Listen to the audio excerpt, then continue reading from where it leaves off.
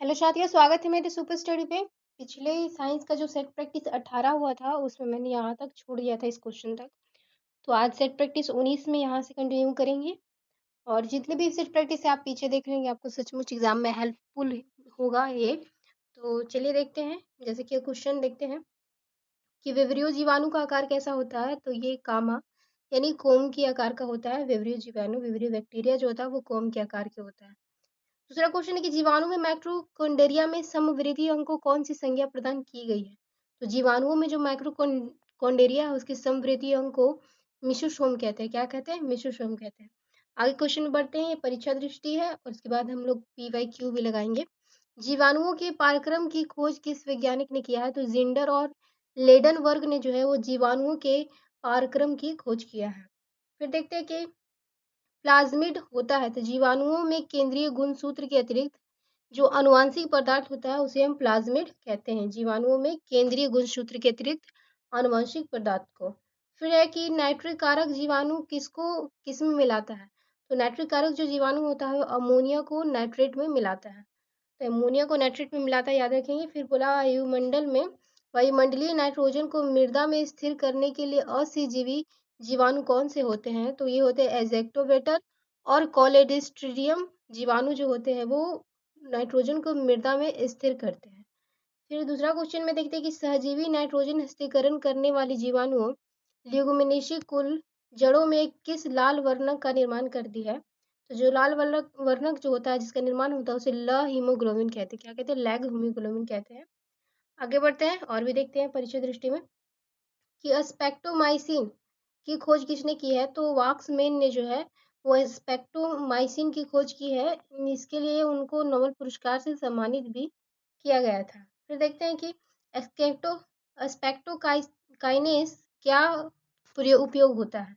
तो यह रुधिर वाहिकाओं में बना जो रक्त का थक्का हटाने में उपयोग किया जाता है। यह फाइब्रिन को नष्ट कर देता है। कौन फाइब्रिन को नष्ट कर देता है करता है? तो स्पेक्ट्रोकाइनेस, याद रखेंगे। स्पेक्ट्रोकाइनेस का काम क्या है कि यह रुधिर वाहिनियों में बना रक्त का थक्का हटाने में उपयोग किया जाता है और ये जो फाइब्रिन होता है उसको नष्ट कर देता है। आगे बढ़ते हैं। ये क्वेश्चन पूछा हुआ कि वलित जो रिंगेट जो DNA पाया जाता है। तो ये जीवाणुओं में, बैक्टीरिया में जो होता है वो रिंगेट यानी कि वलित DNA पाया जाता है। फिर ये भूमि की उर्वरता घटाने वाला जीवाणु कौन सा होता है। तो भूमि की उर्वरता घटाने वाला जीवाणु जो होता है वो थैलोबेलिसिस और डिनाइट्रिफिकेशन होता है। डीइंट्रिफिकेशन होता है। थैलोबेलिसिस डीइंट्रिफिकेशन जो होता है वो भूमि की उर्वरता को घटाने वाला जीवाणु होता है। आगे देखते हैं जीवाणुओं में जो प्रजनन की समान विधि कौन सी है। तो जीवाणुओं में प्रजनन जो है विखंडन विधि के द्वारा होती है। फिर वह जीवाणुओं में प्रकाश संश्लेषण की क्रिया में हाइड्रोजन देने वाला यानी दाता सामान्य कौन होता है। तो ये हाइड्रोजन सल्फाइड जो होता है वो जीवाणु के मतलब प्रकाश संश्लेषण में हाइड्रोजन देता है। जीवाणुओं के संबंध में प्रतिरोधी मत सर्वप्रथम किसने प्रस्तुत किया था। तो जोसेफ लेस्टर ने जो है वो जीवाणु के संबंध में सर्वप्रथम प्रतिरोधी मत जो है दिए थे। अब बारी आ गई है MCQ की, जो विगत वर्ष में एग्जाम में पूछे हुए हैं। तो ये सारे बायोलॉजी के क्वेश्चन चल रहे हैं। पीछे आप फिजिक्स केमिस्ट्री के क्वेश्चन भी देख सकते हैं सेट प्रैक्टिस में। तो पहला क्वेश्चन है कि सूक्ष्म जीवों बैक्टीरिया को देखा जाता है। तो सूक्ष्म जीव और बैक्टीरिया को किससे देखा जाता है। तो कंपाउंड दूरबीन से। तो इसका आंसर बी कर लेंगे। 1 नंबर का जो आंसर होगा बी होगा कि कंपाउंड दूरबीन से जो है हम सूक्ष्म जीवों को देखते हैं। दूसरे नंबर क्वेश्चन में देखिए कि अकार्यटिक बैक्टीरिया एक समूह के उत्पादन के लिए उपयोग में लाया जाता है। देखेंगे जो अकार्यटिक बैक्टीरिया होती है उसके समूह के उत्पादन में लाया जाता है। तो क्या उत्पादन में लाया जाता है। तो इसका आंसर बी करेंगे, मीथेन लाया जाता है। मीथेन से ही अकार्यटिक समूह का उत्पादन होता है। फिर पूछा हुआ तीसरे नंबर क्वेश्चन के उद्योगों में निम्नलिखित में से सूक्ष्म जीवों में कौन सा एक प्रकार सर्वाधिक रूप में व्यापक उपयोग किया जाता है। तो उद्योग में अगर हम किसी भी सूक्ष्म जीव का प्रयोग करते हैं तो तीनों का प्रयोग करते हैं। इस प्रकार इसका डी आंसर हुआ कि जीवाणु, सूक्ष्म शैवाल एवं कारक जो है वो मतलब सूक्ष्म जीवों में सर्वाधिक प्रयोग होने वाली चीज है। कौन? जीवाणु, सूक्ष्म जीव और कारक। तो इसका आंसर डी कर लेंगे। फिर इस कथन को पढ़ेंगे कि कुछ जीवाणु अपना भोजन संश्लेषित करते हैं। तो ये बात सही है कि कुछ जीवाणु अपना भोजन स्वयं बनाते हैं। फिर कारण क्या है कि इन जीवाणुओं में हरा पदार्थ जो हरित लवक कहलाता है पाया जाता है। नहीं, जीवाणुओं में जो पदार्थ पाया जाता है उसे हरित लवक नहीं कहते। ये गलत है, यानी कि इसका आंसर ए सही और आर जो कथन है वो सही होगा पर रीजन गलत है। तो इसका आंसर सी कर लेंगे। फिर देखते हैं 5 नंबर में कि जो है लैग हीमोग्लोबिन पाया जाता है। तो लैग हीमोग्लोबिन कहाँ पाया जाता है। लेग्यूम मूल के ग्रंथियों में, किसमें? लेग्यूम मूल के ग्रंथियों में। तो इस प्रकार इसका आंसर सी कर लेंगे कि लेग्यूम मूल के ग्रंथियों में जो है लेग हीमोग्लोबिन पाया जाता है। आगे बढ़ते हैं। फिर बोला गया है कि लेग्यूमिनेसी मटर कुल की जड़ों में पाए जाने वाले गठों में उपस्थित लाल वर्णक क्या कहलाता है? मटर कुल की जो जड़ों में लाल वर्णक उपस्थित होता है उसको हम क्या कहते हैं? तो इसको कहा जाता है लेग हीमोग्लोबिन। क्या कहा जाता है? Leg haemoglobin. तो इसका आंसर बी कर लेंगे। फिर देखते हैं दूध का दही में परिवर्तन किसके द्वारा होता है? तो दूध में दही का परिवर्तन जो होता है वो बैक्टीरिया के कारण होता है। तो इसका आंसर ए करेंगे कि बैक्टीरिया के कारण दूध में दही का परिवर्तन होता है। आगे क्वेश्चन बढ़ते हैं कि दूध जो है किस बैक्टीरिया के कारण खराब होता है? तो ये लैक्टोबैलिसिस बैक्टीरिया के कारण खराब होता है। तो इस प्रकार इसका आंसर डी कर लेंगे, लैक्टोबैलिसिस। आगे बढ़ते हैं। फिर बताया है कि नाइट्री जो करण है, नाइट्रीकरण जीवाणुओं में निम्न में से किस में बदलते हैं? तो मैंने अभी पिछले हम लोग पढ़े थे कि जो नाइट्रीकरण जीवाणु है वो अमोनिया को नाइट्रेट में बदल देते हैं। किस में बदल देते हैं? अमोनिया को नाइट्रेट में। तो इस प्रकार इसका आंसर सी कर लेंगे कि अमोनिया को नाइट्रेट में बदल देते हैं। फिर देखते हैं कि मनुष्य के आंत में पाया जाने वाला जीवाणु, तो मनुष्य के आंत में जो पाया जाता है वो ऐसा कि एसेरिकिया कोली होता है। क्या होता है? एसेरिकिया कोली होता है जो मनुष्य के हाथ में पाया जाता है। तो सी आंसर करेंगे, एसेरिकिया कोली जो है मनुष्य के हाथ में पाया जाता है। आगे बढ़ते हैं क्वेश्चन की ओर। अच्छा लगे तो जरूर सेशन को लाइक कर दीजिएगा साथियों। ये क्वेश्चन सच में बेहद इंपॉर्टेंट है। आप किसी भी 12th लेवल का एग्जाम में बैठते हैं तो आप जरूर आपको हेल्प मिलेगा। जीवाणुओं को पूर्णतः समाप्त करने की क्रिया क्या कहलाती है? तो जीवाणुओं को जो पूर्णतः समाप्त करना है यानी बैक्टीरिया को पूरा खत्म करना है तो उसे हम निर्जमीकरण कहते हैं। क्या कहते हैं? निर्जमीकरण। डी इसका आंसर करेंगे कि निर्जमी जो करण होता है उसे जीवाणुओं को पूर्णतः समाप्त कर देते हैं। फिर देखते हैं 13 नंबर क्वेश्चन में कि पृथ्वी के सभी जीव सूर्य के अतिरिक्त प्रत्यक्ष रूप से किससे ऊर्जा प्राप्त करते हैं? तो ये किससे ऊर्जा प्राप्त करते हैं? तो रसायन संश्लेषण जीवाणुओं से। किससे? सी कर लेंगे आंसर कि रसायन संश्लेषण जीवाणुओं से जो है वो प्राप्त करते हैं ऊर्जा। फिर देखते हैं 14 नंबर क्वेश्चन में कि वह सजीव जीवाणु जो वायुमंडल में नाइट्रोजन को स्थिर करने का कार्य करता है, तो उस जीवाणु को क्या कहते हैं जो नाइट्रोजन मतलब वायुमंडल में नाइट्रोजन को स्थिर करने का कार्य करता है? उसे हम एजेक्टोबेटर क्या कहते हैं? क्या कहते हैं? एजेक्टोबेटर कहते हैं। तो ये इसका आंसर कर लेंगे, एजेक्टोबेटर। आगे बढ़ते हैं। 15 नंबर में पूछा गया है कि पाश्चुराइजीकरण क्रिया में दूध गर्म किया जाता है। तो पाश्चुराइजी जो क्रिया होती है तो उसमें दूध को हम जो है इसमें 62.8 सेंटीग्रेड और पर 30 मिनट में गर्म करते हैं। तो इस प्रकार जो है 15 नंबर का आंसर सी हो जाएगा। फिर पढ़ना है इसको 16 नंबर में कि स्वतंत्र रूप से भूमि में रहने वाला अवावीय अनौरिक जीवाणु जिसमें नाइट्रोजन स्थिरीकरण करने की क्षमता होती है वह है। तो इसमें से जो है उपरोक्त सभी डी आंसर होगा। एजेक्टोबेटर, राइजोबियम, क्लास्ट्रोडियम ये सब जो है वो भूमि में जो है नाइट्रोजन के स्थिरीकरण करने की क्षमता रखता है। तो इस प्रकार से इसका आंसर डी कर लेंगे। पीडीएफ आप मुझसे ले भी सकते हैं और बाद में घर में पढ़ के रिवीजन भी कर सकते हैं। हर मतलब कि हर एग्जाम में पूछा हुआ ही क्वेश्चन है। किसी भी एग्जाम में बैठिएगा तो इस तरह के क्वेश्चन को जरूर देखिएगा। ये सारे प्रीवियस ईयर क्वेश्चन ही है। तो देखते हैं 17 नंबर में कि जीवाणुओं में माइटोकॉन्ड्रिया की संवृत्ति अंग को क्या कहते हैं? तो यहाँ अभी हम लोग पहले पढ़े थे तो इसे मिसोसोम कहते हैं कि जीवाणु में जो माइटोकॉन्ड्रिया का अंग होता है उसे हम मिसोसोम कहते हैं। ठीक है। क्वेश्चन 18 देखेंगे प्रतिजैविक एंटीबायोटिक मुख्यतः प्राप्त किया जाता है। तो एंटीबायोटिक हम मुख्यतः किससे प्राप्त कर सकते हैं? बोला जाता है कि एंटीबायोटिक मुख्यतः प्राप्त किया जाता है तो ये जीवाणुओं से, बैक्टीरिया से ही तो एंटीबायोटिक प्राप्त करते हैं ना, तो इसीलिए 18 नंबर का आंसर सी कर लेंगे, जीवाणु। 19 नंबर में देखेंगे कि भूमि में सर्वाधिक संख्या में माइक्रोफ्लोरा पाया जाता है। तो भूमि में जो सर्वाधिक संख्या में माइक्रोफ्लोरा पाया जाता है वो जीवाणु के रूप में पाया जाता है। आपको पता है कि धरती पर सबसे ज्यादा सूक्ष्म जीव पाया जाता है वो जीवाणु होता है। इस प्रकार इसीलिए इसका आंसर जो है जीवाणु के रूप में पाया जाता है तो सी कर लेंगे। फिर बोलता है 20 नंबर में कि भूमि की उर्वरता घटाने वाला जीवाणु, तो भूमि की जो उर्वरता घटा देता है उसे हम थाइलोबिलिसिस डिनाइट्रिफिकेशन कहते हैं। डिनाइट्रिफिकेशन कहते हैं थाइलोबिलिसिस। चलिए आगे बढ़ते हैं। किस नंबर क्वेश्चन को देखेंगे कि प्रथम प्रतिजैविक पृथक किया गया था। तो प्रथम जो प्रतिजैविक पृथक किया गया था वो पेनिसिलिन था। बी आंसर कर लेंगे, पेनिसिलिन बी।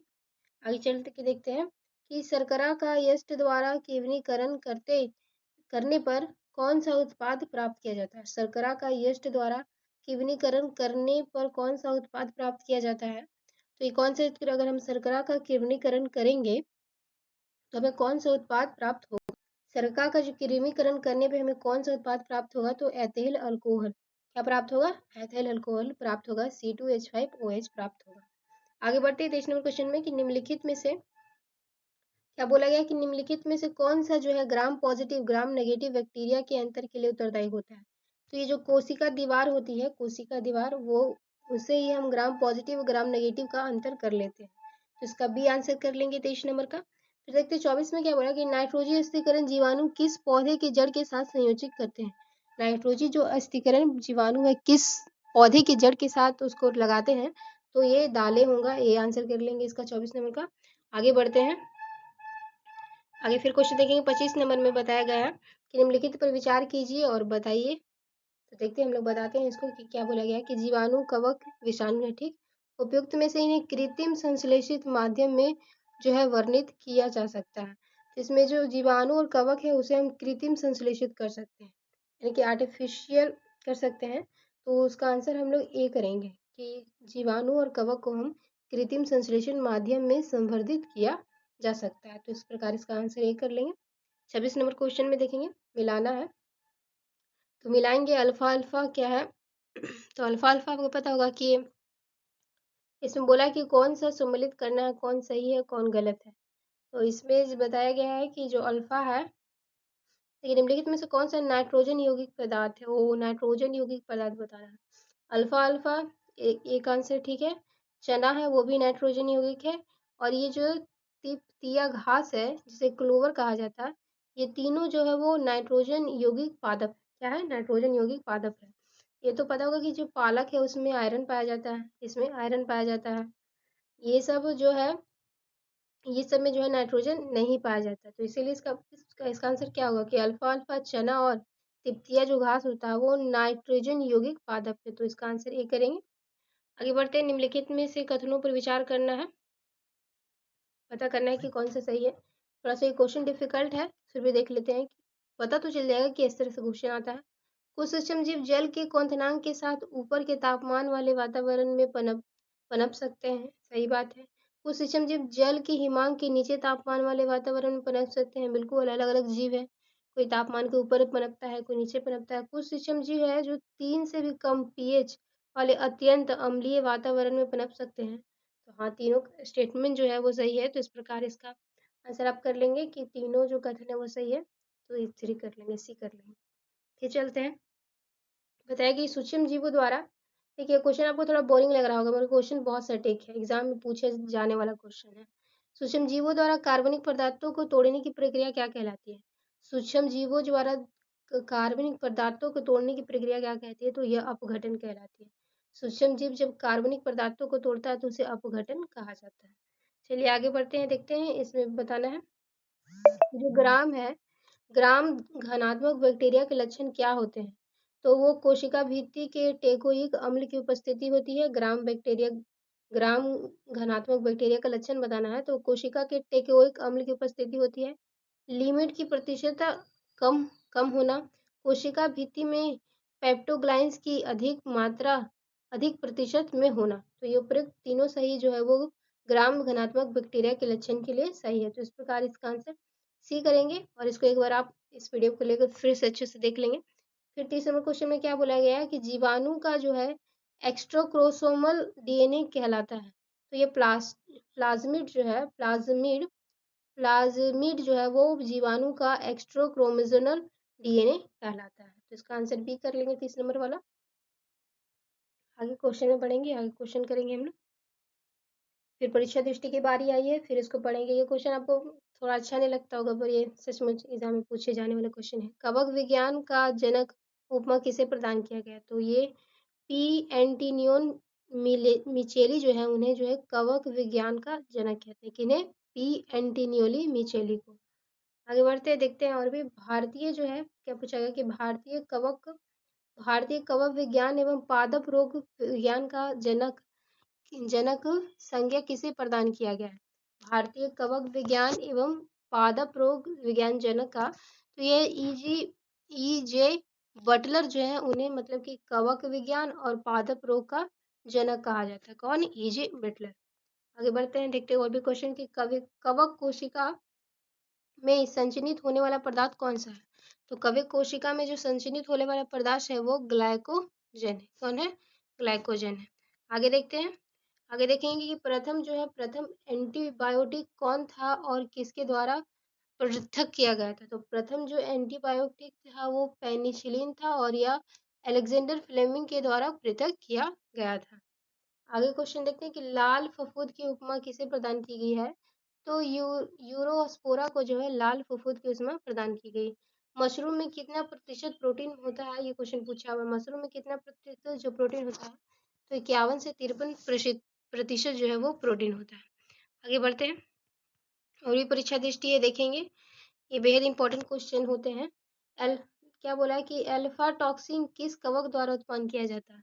अल्फा टॉक्सिन किस कवक द्वारा उत्पन्न किया जाता है, पूछा जा रहा है। तो देखते हैं कि अल्फा जो टॉक्सिन है, अल्फा टॉक्सिन जो है वो एज पर जीलियस फ्लेवक्स के द्वारा जो है फ्लेवक्स के द्वारा उत्पन्न किया जाता है। ठीक, अल्फा टॉक्सिन जो है कवक वो एस्पेरजिलियस फ्लेवक्स के द्वारा उत्पन्न किया जाता है।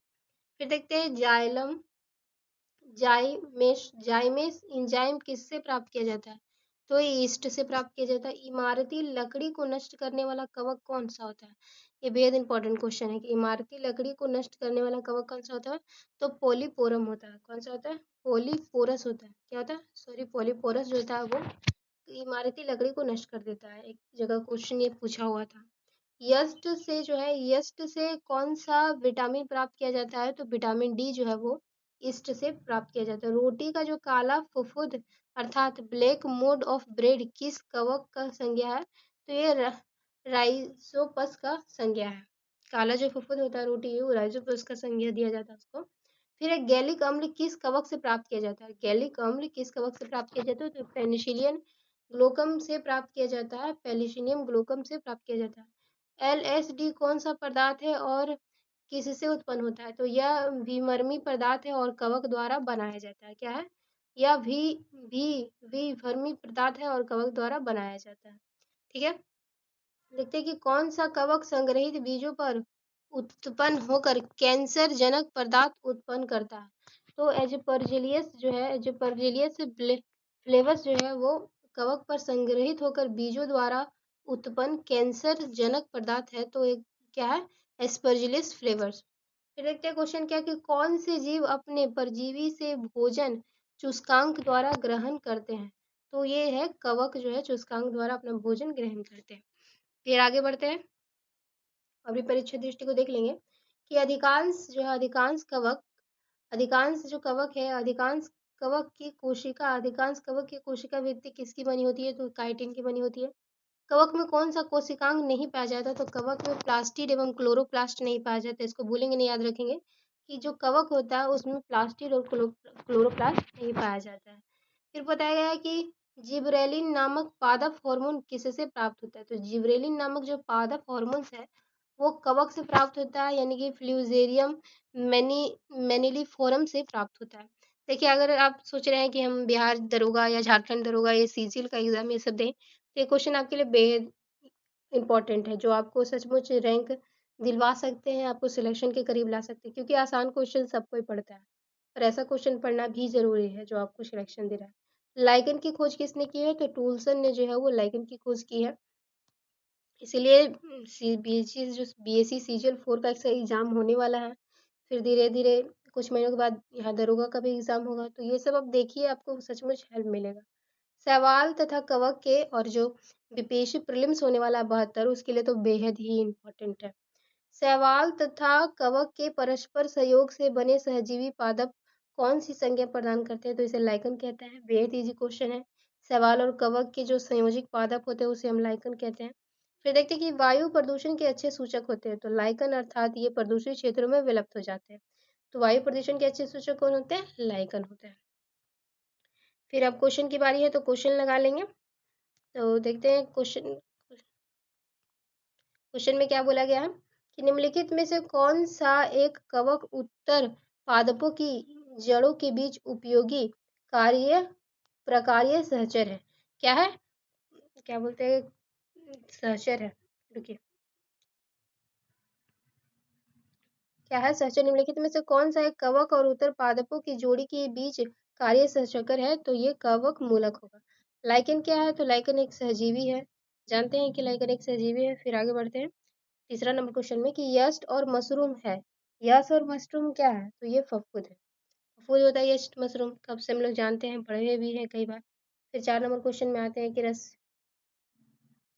रसेदार रसेदार जो है, रसेदार सब्जी में प्रयोग होने वाला मशरूम क्या है? तो जो रसेदार सब्जी में प्रयोग होता है वो शैवाल होता है। निम्न में से किस समूह के जीवों को डूबते हुए मृत्यु का पता के लिए महत्व होता है? पूछा जा रहा है कि अगर कोई डूब रहा, तो इसका क्वेश्चन क्या बोले थे कि किस समूह के जीवों को डूबने से हुए मृत्यु का पता लगाने में महत्व आता है? तो ये होता है डाइटम से हम पता लगा सकते हैं कि अगर कोई डूब गया है, मृत्यु हो गया है तो किससे हुआ है, इससे पता लगा सकते हैं। निम्नलिखित में से कौन सी खाई हुई फफूंदी है? निम्नलिखित में से कौन सी खाई फफूंदी है? तो इसका आंसर हम करेंगे मार्केली जो है वो खाई हुई, मार्केला जो है खाई हुई, माफी चाहूंगी, मार्केला जो है वो खाई हुई फफूंदी होती है। आगे बढ़ते हैं। क्या बोला कि यस्ट, ये तो बेहद इजी क्वेश्चन है कि एथलीट फूड बीमारी होता है तो ये फफूंद से होता है। फिर देखते हैं कवक, कवक कोशिका में संचित होने वाला खाद्य पदार्थ कौन सा होता है? कवक जो कोशिका होता है उसमें संचित होने वाला खाद्य पदार्थ कौन सा? तो वो डी होता है कि कवक कोशिका में जो संचित होने वाला खाद्य पदार्थ होता है वो लाइकोजन होता है। फिर देखते हैं कि गेहूं का काला किट्टा रोग किस कवक के द्वारा होता है? गेहूं का जो काला किट्टा रोग है वो किस कवक के द्वारा होता है, ये बताना है। आंसर डी कर लेंगे कि पैक्सिमिनिया जो है, पैक्सिनिया ग्रेमिसिस टेटाई से जो है वो गेहूं का काला रोग होता है। फिर देखते हैं कवकों का उच्च वर्ग पौधों की जड़ों के संबंध को क्या कहते हैं? कवकों का उच्च वर्ग और पौधों की जड़ों के संबंध को क्या कहते हैं? तो हम इसे माइकोराइजा कहते हैं। क्या कहते हैं? माइकोराइजा कहते हैं। तो माइकोराइजा आप लगा लेंगे भी। फिर निम्नलिखित में से कौन सा कवकनाशी है? तो कवकनाशी तो आपको पता होगा, ये तो हम बता सकते हैं। तो कवकनाशी इसमें से कौन सा है ये तो बी आंसर होगा। कवकनाशी जो होता है वो बाइडोमेक्सिरन होता है। फिर बोलता है कि यस्ट कोशिका में मुख्य विकर क्या होता है? तो ये जाइमेज होता है। आगे बढ़ते हैं। मूंगफली में जो टिक्का रोग होता है, कई बार पूछा हुआ, मूंगफली में टिक्का रोग का कारण कौन सा कवक है? मूंगफली में जो टिक्का रोग होता है उसका कारण कौन? तो ये जो होता है वो स्कर्पो के द्वारा जो है मूंगफली में टिक्का जो रोग होता है स्पर्गो के द्वारा होता है। फिर 10 नंबर क्वेश्चन में देखिए लिटमस अम्ल क्षार सूचक है, तो ये लाइकन के होते हैं। मैं थोड़ा इसको जल्दी ही समाप्त करूँगी। फिर इसको मिलाना है तो इसको देखेंगे कैसे कर लेंगे, इसको पढ़ लेंगे आप, ठीक है? इस पीडीएफ को ले सकते हैं। 16 नंबर क्वेश्चन को हम लोग देखेंगे। तो 16 नंबर क्वेश्चन में क्या बोला गया है? और भी क्वेश्चन है, ढेर सारे क्वेश्चन अच्छे कर लेते हैं हम लोग, ठीक है? 16 नंबर क्वेश्चन में हम लोग देखते हैं कि सोलर लाइकन जो कि एक नग्न चट्टान पर भी पारिस्थितिक अनुक्रम को प्रारंभ करने में सक्षम है, वास्तव में इनके सहजीवी सहचर्य कौन होते हैं? तो सवाल और कवक, बेहद इजी क्वेश्चन था लाइकन का। फिर चलते हैं 17 नंबर क्वेश्चन पे, थोड़ा सा जल्दी करेंगे। 17 नंबर क्वेश्चन पे देखेंगे। 17 नंबर क्वेश्चन में बताया गया है, क्या बताया गया है कि एथेनॉल का व्यापारिक उत्पादन में कौन सा खमीर उपयोग में लाया जाता है? तो एथेनॉल का अगर व्यापारिक उत्पादन करना है तो इसके लिए साइक्रो साइक्रोमाइजिस साइक्रोमाइसिज सेरेविसी का प्रयोग करते हैं, इसलिए इसका आंसर बी हुआ कि साइक्रोमाइजिस सेरेविसी का प्रयोग करते हैं। ये पीडीएफ आप मुझसे ले लीजिए और जरूर पढ़िए, बहुत ही हेल्पफुल है। निम्नलिखित में से कौन सा वायु प्रदूषण जैविक सूचक का ये प्रसिद्ध है? तो लाइकन प्रसिद्ध है, कई बार ये पढ़ चुके होंगे। 19 नंबर क्वेश्चन को देखेंगे। 19 नंबर में क्या बोला कि प्राकृतिक में निम्नलिखित में से किस पौधे या जीव को मृदहीन सतह पे पाए जाने में सर्वाधिक संभावना है? तो जो मृद और सतहहीन पे पाए जाते हैं वो लाइकन और मोस, आप लोग भी देखे होंगे, जो आंखों से देख सकते हैं, जो मतलब कि मृदहीन सतह पे पाए जाते हैं, तो इसका बी आंसर कर लेंगे। फिर इसको देखते हैं। तो ठीक है, मैं इसको कल वीडियो में बता दूंगी। आज के लिए इतना ही, कल ये दो जो बते हुए हैं जो बता दूंगी। अच्छा लगे तो जरूर सेशन को लाइक कर दीजिएगा साथी, और पिछले जो सेट प्रैक्टिस है उसको देख लीजिए। थैंक यू दोस्तों।